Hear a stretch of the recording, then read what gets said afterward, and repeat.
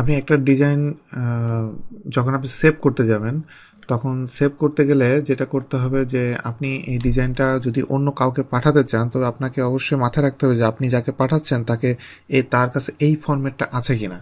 এই ফরম্যাটটা না থাকলে আপনাকে অটোক্যাডের ওল্ডার ভার্সন যেগুলো সেগুলো আপনাকে সেভ করে পাঠাতে হবে।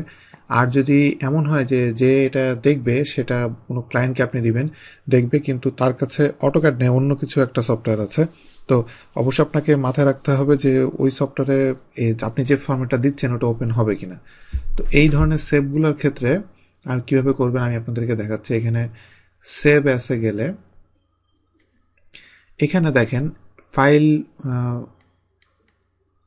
ফাইলস অফ টাইপের ভিতরে এখানে অনেকগুলো অপশন আছে।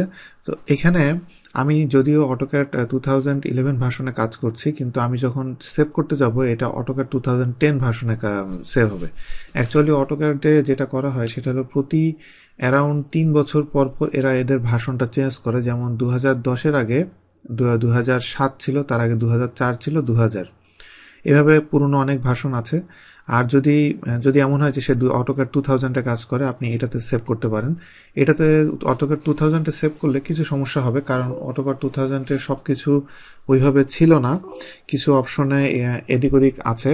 তো সেই ক্ষেত্রে ওইখানে আপনি যখন এটাকে সেভ করবেন, সেভ করলে কিছু কিছু ফিচার কাজ না করার কারণে সেইগুলোকে সে প্লেন একটা অবজেক্ট বানিয়ে ফেলবে, বাট এটা অ্যাটলিস্ট দেখতে পারবে।